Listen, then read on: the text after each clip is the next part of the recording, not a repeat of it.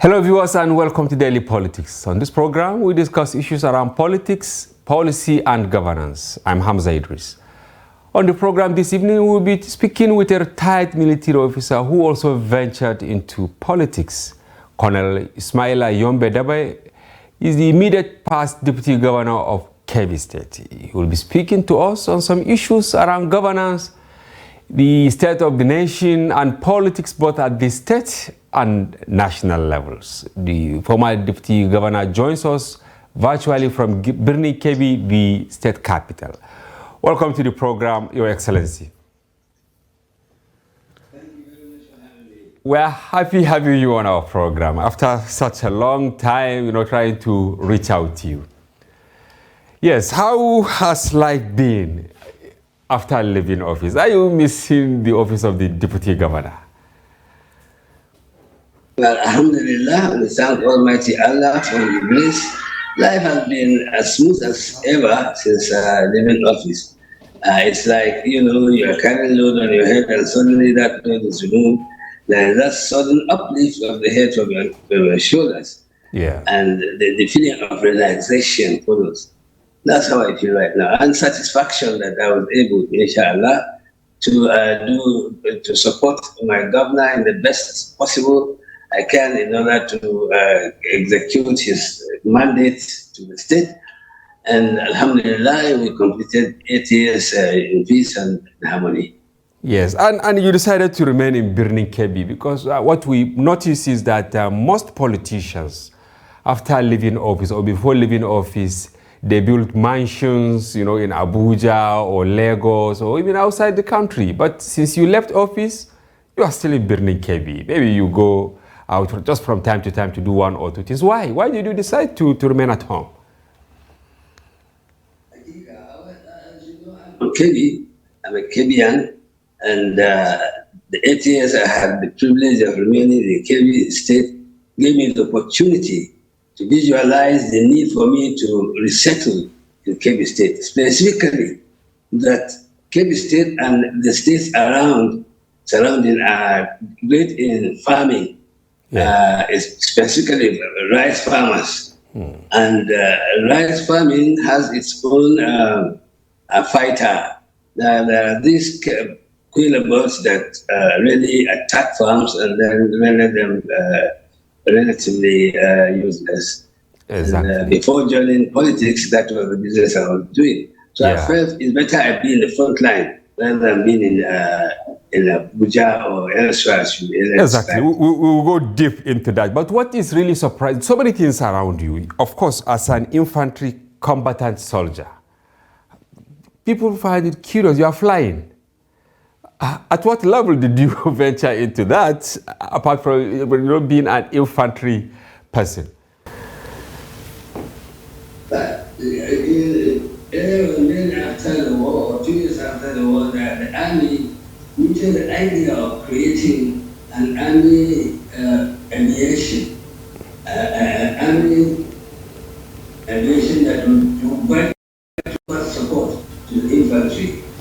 The kind of combat support required would be close combat to evacuate casualties, provide logistics, go around difficult targets, and things like that. So they muted the idea of forming an aviation unit. Okay, this was around 1967, sir? Around 1967? I say around 1967 after the Civil War? Yeah. Ended 1970. Okay, 1970, all right. Yes. Yeah. So after that, that was when the idea of forming that army aviation. Okay. Because the army felt strategically, it is best to leave the Air Force to deal with strategic targets, and then the soldier should be given close combat support by an army aviation that has the same kind of tactical background and learning, so that overcoming a specific kind of target will be much easier. Easier in the sense that the infantryman will be supplied with logistics, the evacuation of casualties, and they will be provided with close combat gun support. And that would be more efficient. Yes. And that was why the idea was mooted. And I was privileged to be the first to be sent for aviation training. First, I went to Zaria. I joined SP9 and graduated from Zaria. Thereafter, I went to United States. I was nominated to go to U.S. Army Aviation Center in Fort Rucker, where I learned how to fly helicopters, combat helicopters, and I became a fighter pilot. And thereafter, the rest is history. Yes, and why did you leave the military at the rank of colonel? Because the dream of every soldier, honestly, is to reach the status of a general. What gave you the leeway, to leave the military that time? All right. Basically, when the idea of the army aviation that was mooted like was shoved away. Yes. I felt like fish out of water after having been trained up in the military, the highest level, and in the civil flying, the highest level, because I rose to have an ATPL. Okay. Airline Transport Pilot License. Yeah. You can imagine after having worked that hard and having been trained as a fighter pilot, and then you find yourself out of. Then that was one of the reasons. Oh. Secondly, the second reason was these schools. I found myself. I was wondering. I said, look, I came into the army to be a soldier, definitely not to be a governor, minister, or anything of the sort. Okay. But unfortunately, the coups kept happening, and the last one that broke the camel's back was when my roommate, late Michelia, yes, my roommate in the academy, was shot. My bossmate too, they were both shot. And a few others. When I looked at the horizon, I said, look, I think I have done my best. Let me bow out peacefully so that someday some idiot will not say I am on. And then end up in the fire stick. Does that mean that you don't have? Does that mean that you don't have this? Does that mean you don't have this urge to also be a governor? That you said no, you don't want to be part of all the coups and all that. wearing military uniform. I felt it would be funny to be called excellency at that time. Yeah, because see, I'm 100% soldier. So why should I look forward to? I look forward to commanding a brigade, and I thank God. God gave me that opportunity to command a brigade. And I thank people like General IBB, Ibrahim Babangida, whom I had the privilege of serving with, who nurtured me to that level. I mean, it's not easy to start thinking of becoming a governor rather than hanging in there as an infantryman. Okay, it appears that that military spirit is still with you, because I remember, was it in March 2022, when you wanted to go and encourage troops, you were attacked somehow at Kenya in Danko Wasagu local government area. Is that correct? What really happened, and why did you took that dangerous adventure? Well, I didn't look at it as dangerous because I keep telling my friends that I'm a military property. Because I was born in the barracks. My father was a regimental sergeant major. And so I said I began soldiering right from my mother's womb. Coming back to that incident, there had been several incidents. If you were to have the privilege of discussing with His Excellency General Babangida, yes, the president of the former president of the country, he will tell you stories about my escapade in the army. Okay. The Kenya incident, I have gone, as I always do, to encourage those troops that we deploy to protect our people against the marauders. Yes. Who unfortunately ran onto them in Kenya. And they surrounded us, and of course, suddenly that military instinct came in. And all the trainings that I had as an infantryman, suddenly came back to me, and of course we jumped into action.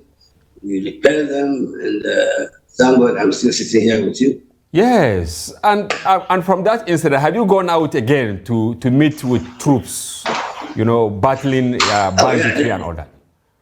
oh yeah. The next day I was in Makuku, and 3 days to Ensado to say hi to the district head. Ensado is in Zamfara, and a lot of people at that time felt going to Ensado is just like trying to commit suicide. But yeah, I went and paid my respects to this thing, Wow. and then to give moral support to the soldiers we had along the line. Yes, Colonel, what So is the yeah, motivation? What is the motivation behind? Yes, what is the motivation behind all these things you are doing? Because I report insecurity also, but in my interactions with officers these days, especially those who retire, if you talk to them of maybe coming back or giving support to the military, they tend to have this cold feet about it, that no, it's not worth it. Why do you still, you say you belong to the army up to this moment. Why do you have that feeling that you belong to the army up to this moment? And why are we having different set of people these days? well, I tell you what, I love army work. I've been a soldier. When I joined, I started shooting Mark 4 at the age of 10 10. when I joined the Nigerian military school. Wow. And since then, I've been shooting guns and, of course, to learn how to shoot better, learn how to attack, how to do all kind of things that a typical soldier do. So it's a part of me. I told you earlier on that I was born in a military barracks. Yeah. So what do you expect? I love the military work. And I would be a soldier any day. And that was why, as a deputy governor, I ventured out to give moral support to the fighting soldiers. Yes. I didn't stop there. Till today, I provide the kind of support that I'm privileged to the fighting men. Yeah. I've just completed building about 25 armored vehicles that I converted hillocks. I removed the body of the hillocks and used the chassis, put in 10 millimeter iron sheets to protect any fire from 7.6 to small arms. Yes. And give it to the soldiers. They are being used in the area of defending our territorial integrity.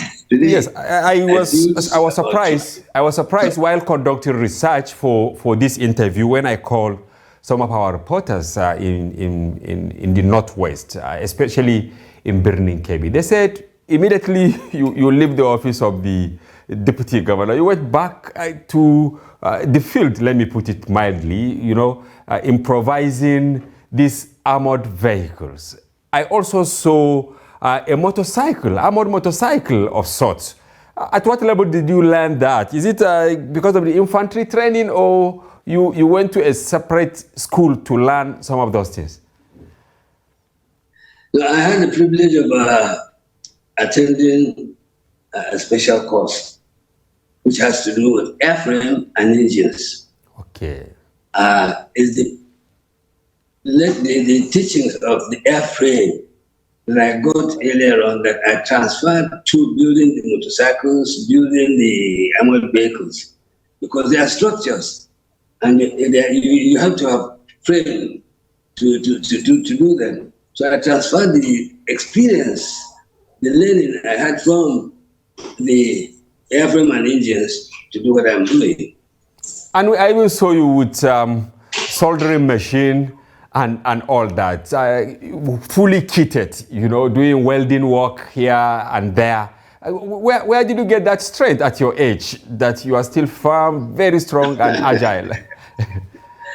Well, I thank Almighty Allah for everything. Yeah, that you saw me welding. I learned that from part of the training I received when learning about airframes and engines. Airframes, you have to cut and weld a variety of irons and so on. And that's where the tricks came from.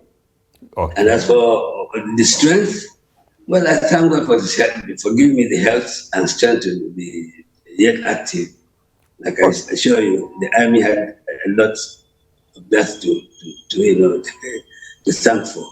Yes, Colonel, the civil war you fought in the 60s did not last as we have Boko Haram, for instance. Boko Haram broke 2009, and up to now, we have it over a decade. Where is the problem? And it has even incubated other insecurities, including the one we are facing in the geopolitical zone you come from. That is the Northwest. We have the banditry, we have farmers' hardest crisis in the North Central, we have IPOP in Southeast, we have militancy in South-South. There is no geopolitical zone that is immune as we speak.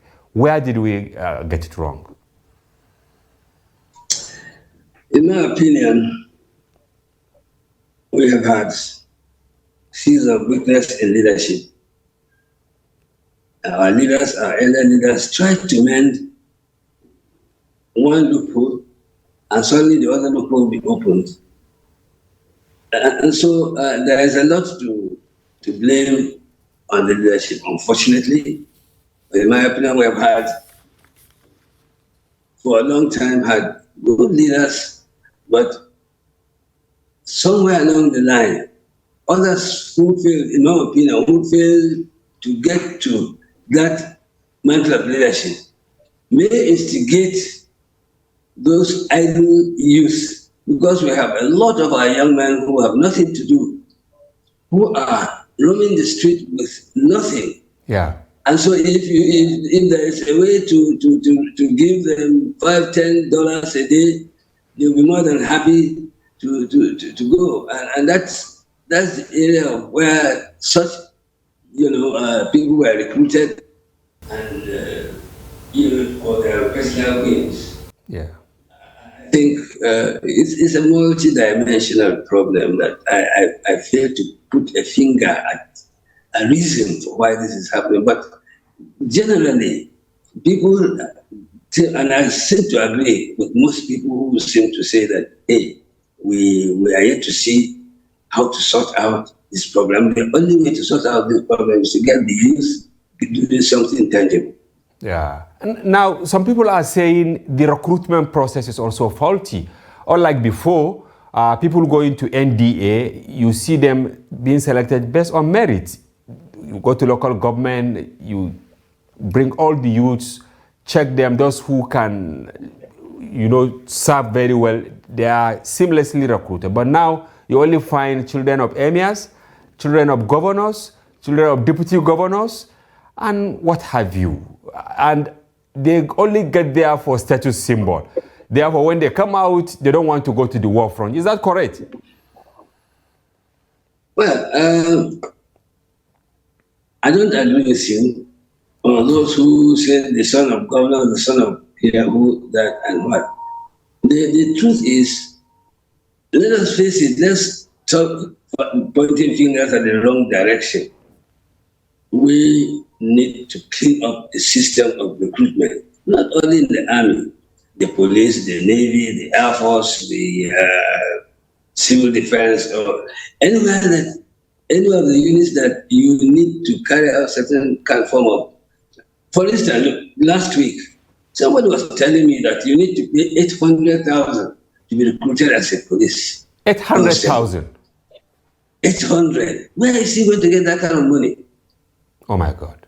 And if he's able to get that kind of money, what do you expect him to do after investing that kind of money? He has to recover his investment. The same too in the army. Allegations that you have to pay 300 or 400,000 to be recruited as a. So, I mean, hey, will a deputy governor or a governor or whoever hand over 800 or 300 for a son to be recruited or this? And I don't think any of that happened, because I'm sure some governors will not allow their children to be soldiers, knowing that they will end up casualties. Yeah, but we see children of emirs going to the military. Seriously, the question of selection is an area that we have to see. Now, I would suggest seriously that we have to turn that attitude around. Otherwise, we'll be recruiting garbage and armed robbers and what have you into our security formations. Okay, if you are to meet President Bola Tinubu, maybe tomorrow or next tomorrow, and he sought for your advice as to how to address, let's say, the banditry in the Northwest, what will you tell him? I'll tell him that reinforce the existing military. We have enough fighting soldiers out there who are retired and yet have the capacity and capability of fighting. We don't have to hire anybody from anywhere. We have already soldiers who are, although retired by time, who have still the strength and capability of handling a weapon to support our soldiers. Yeah. Why do the Americans have reserves and the National Guard and such units? So when the Vietnamese War started, they recalled those who were in the First World War, Second World War, to come and assist their regular soldiers in fighting the Vietnamese War. I don't see any reason why we will not look at what we have. We have abundant strength in the retired soldiers who will assist the regular soldiers. And of course, in coming with the kind of attitude they had, with the different kind of attitude that now exists, unfortunately. Yeah. And so what we have, when the Biafran war started, the ex-servicemen were called.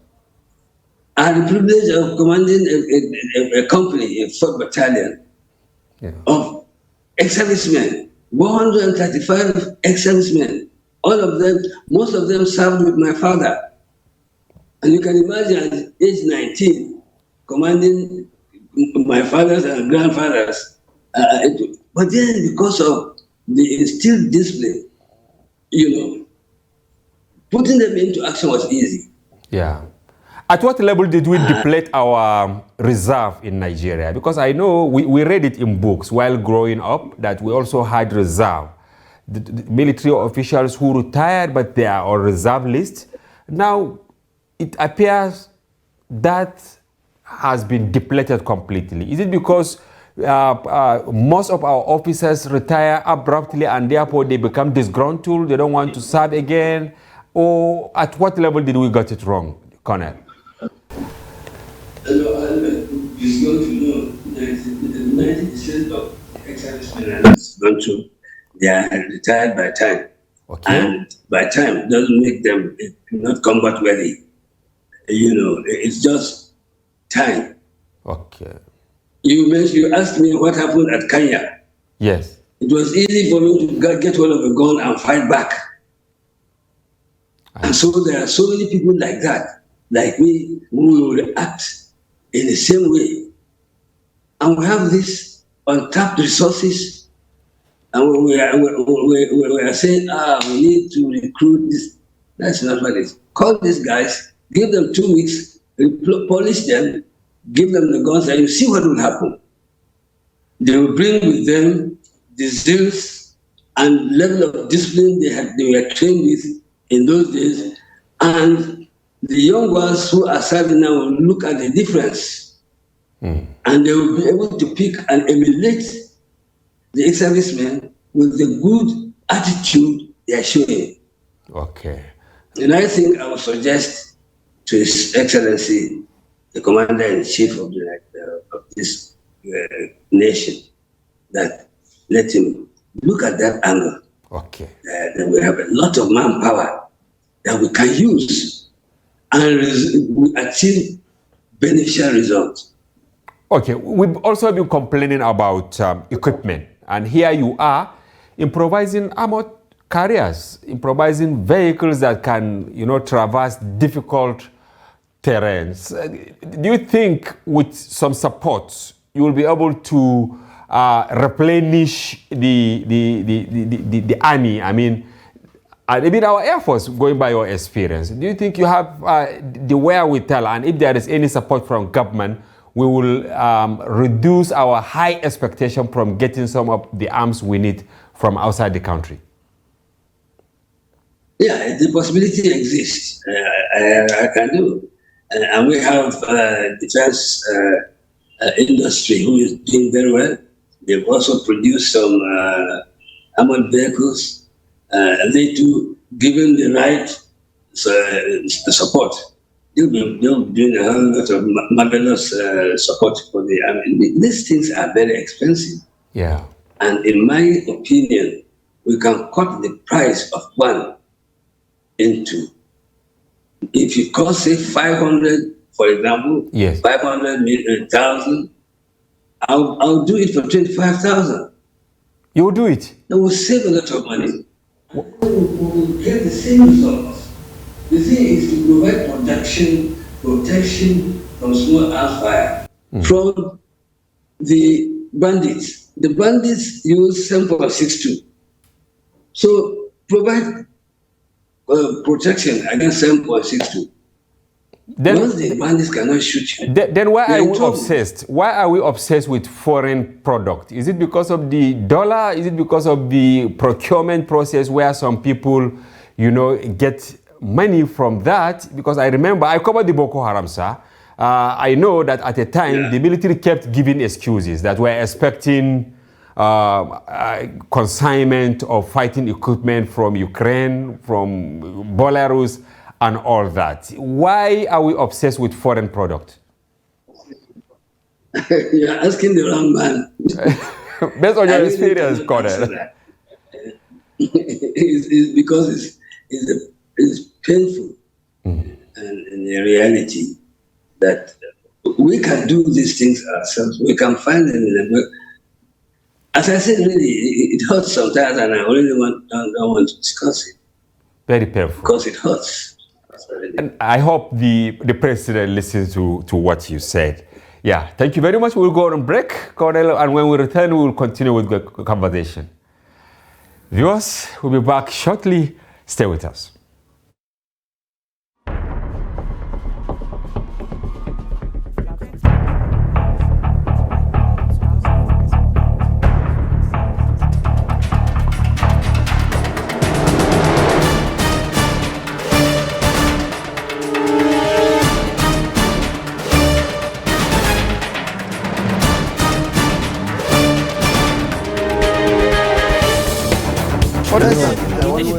That's great.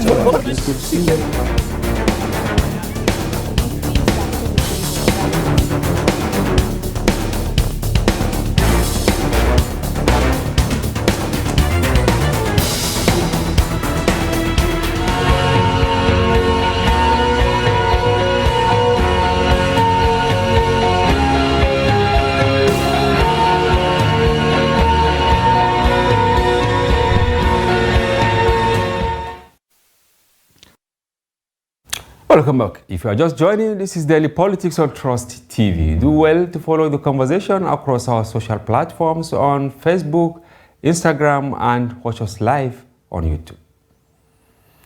We still have via Zoom Colonel Ismaila Yombe, retired, the immediate past Deputy Governor in Kebbi State. Welcome back to the program, Colonel. Thank you. Yes, at what time were you conscripted into politics? Let's move to another area of your life. Yes. Conscripted? Yes. Well, to be honest with you, I found myself in politics by mistake. Okay. I never thought myself to be able to fit into that group of gentlemen and ladies, okay, to speak. I was called by my engineer, Sani, that some politician had approached him to see if one person could be nominated from his emirate.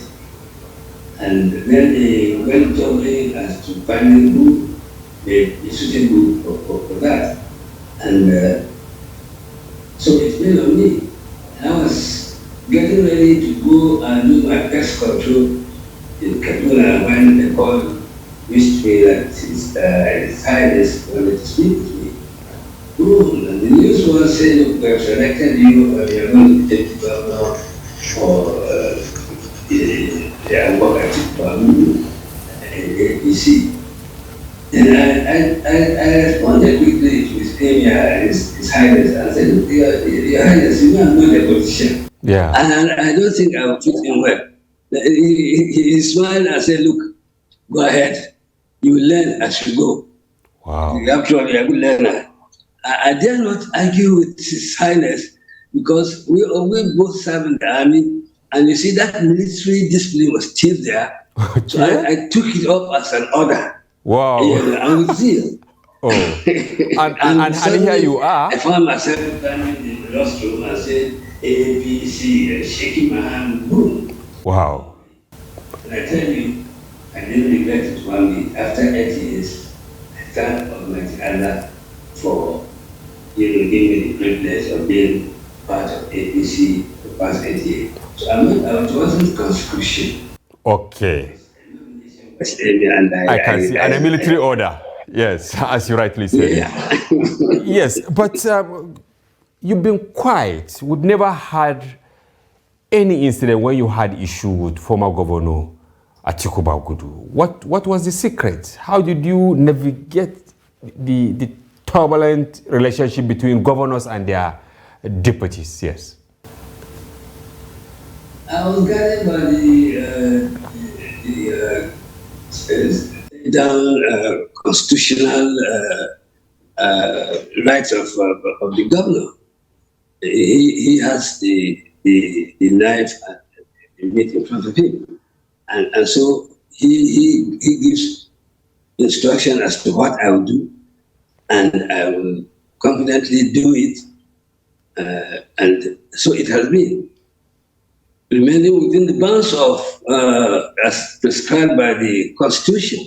And once you remain within that, then of course, using my military background, high discipline, for resisting anything that would be tempting that will result into some misunderstanding. Yeah. And that never even happened for a moment. And so, yes, we had no problem whatsoever with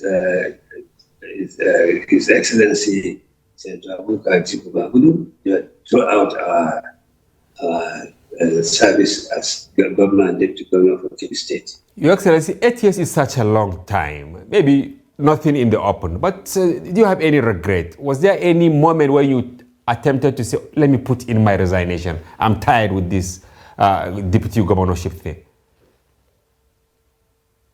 Yeah, there was a time I almost did that, but I refused when analyzing the prevailing situation.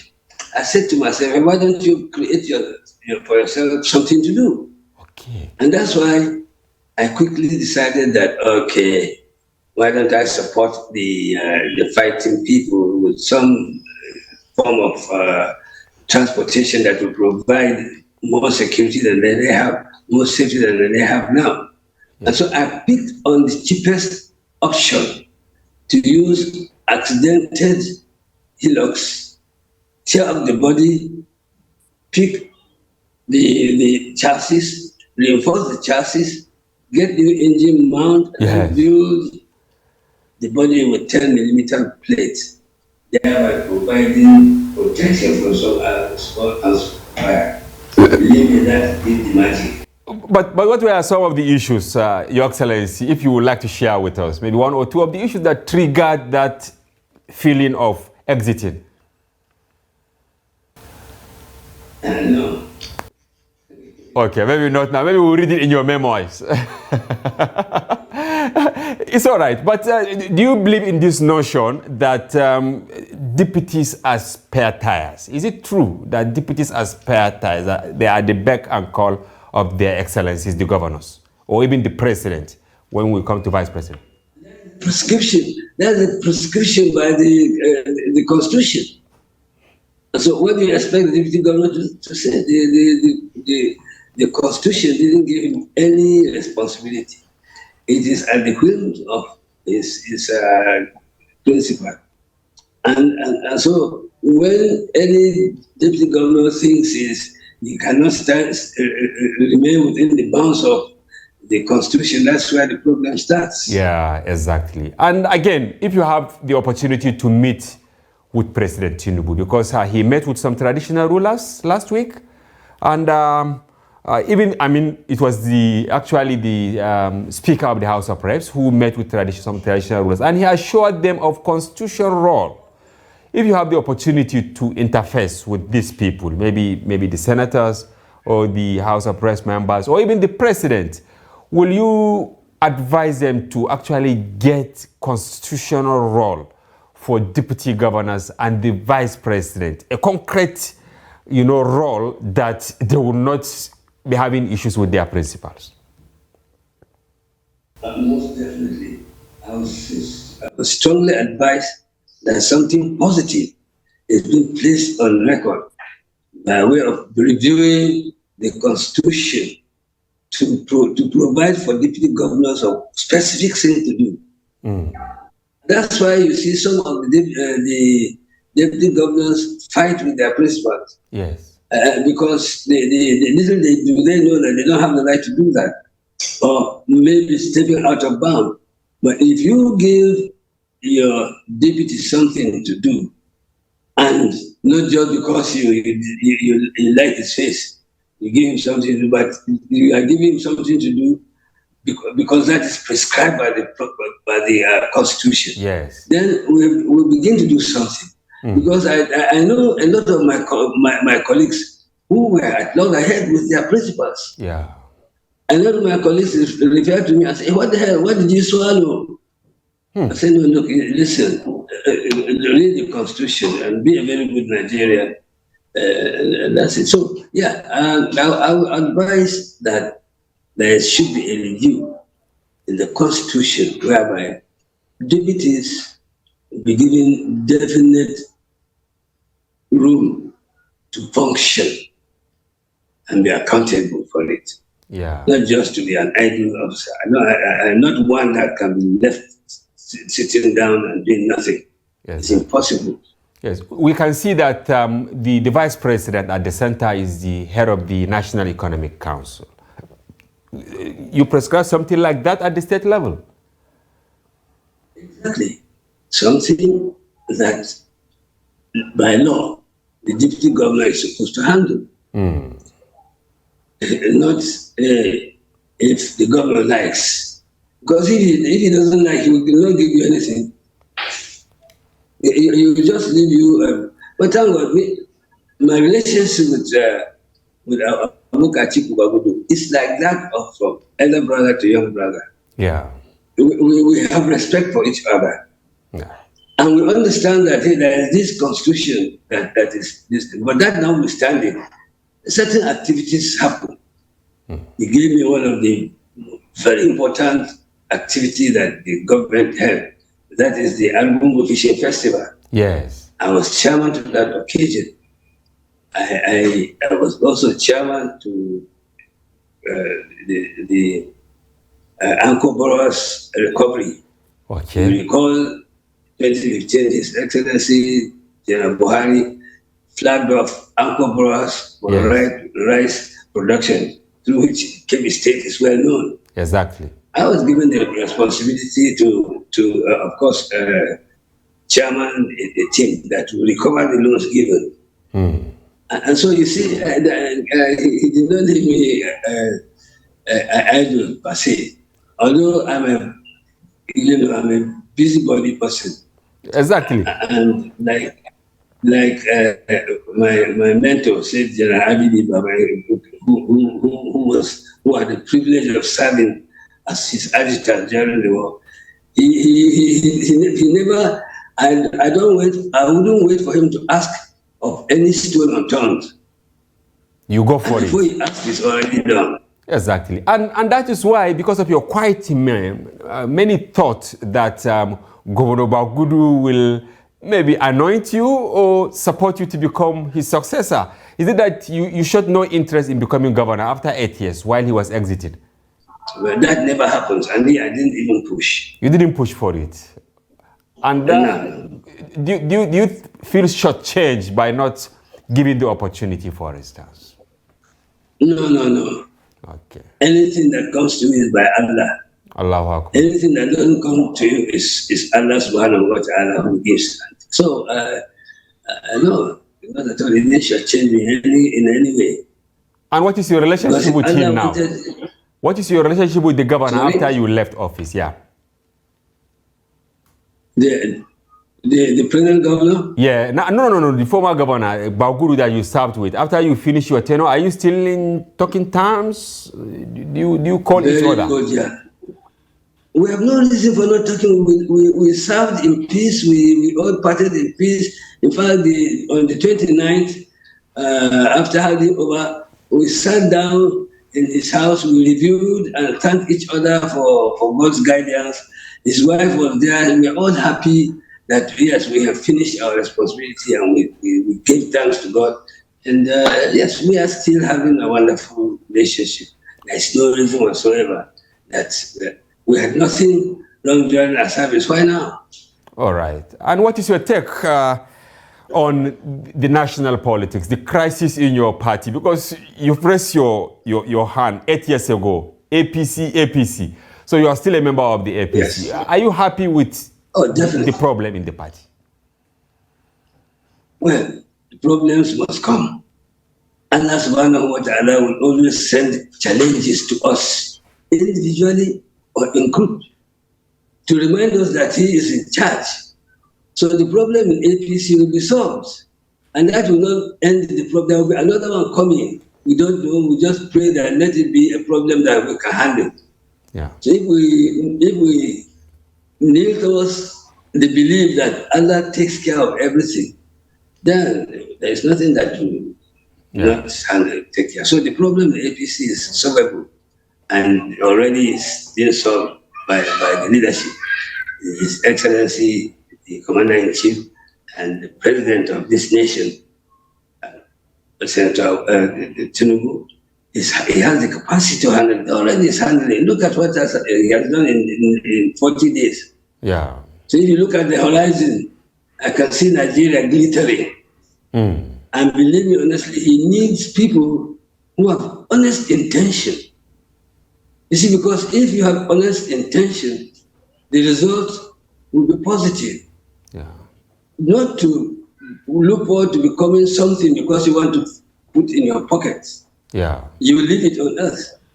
Onas is one of the richest men. Is nowhere. He died and was buried in 6 feet by this thing. He left all the money he made. All the rich people in Nigeria here, they're all gone. Yeah. And what about the selection of former Governor Abdullahi Ganduje of Kano State as the likely successor of Senator Abdullahi Adamu? Do you have any contrary view to that plan? All right, if you want, we'll go for a short break because it appears we have a glitch with the connectivity with the former deputy governor. We'll be back shortly.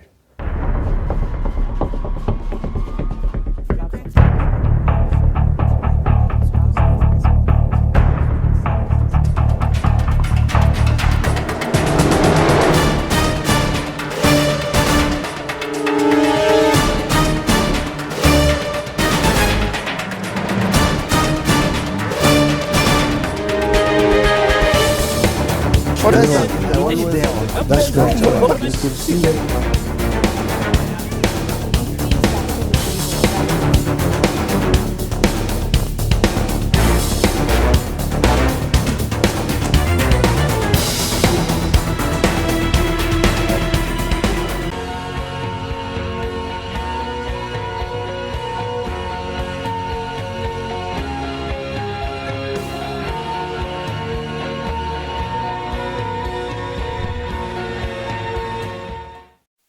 Yes, welcome back. We sincerely apologize for the internet glitch, but thankfully we have the former deputy governor with us.